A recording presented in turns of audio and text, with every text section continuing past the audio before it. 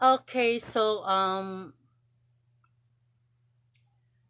about sa issue ni Milay ba sa recently nga Asian Artist Award. Unsay problema niyo siyang English?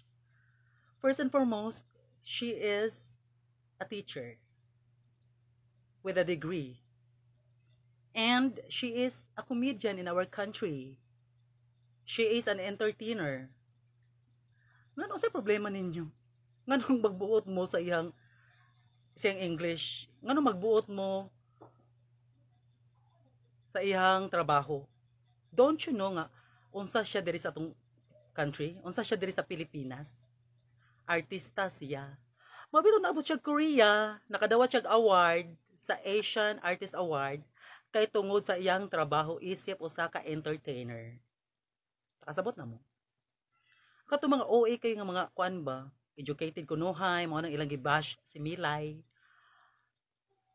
Unsay kuan ninyo, hidden talent ninyo like napamaboy other side nga talent aside sa pagbash, aside sa pag-criticize sa usa ka tawo nganong nakadaog siya sa Asian Artist Award kay tungod mao niyang trabaho for being a mother. Nangita siya way dili kay magmaestra ra siya. She want to explore farther about her life.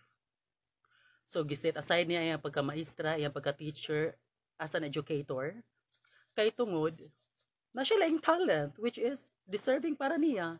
Mabito na kadaog siya sa Asian Artist Award kay tungod nakapalipay siya mga tao, nakapahugyaw siya mga tao.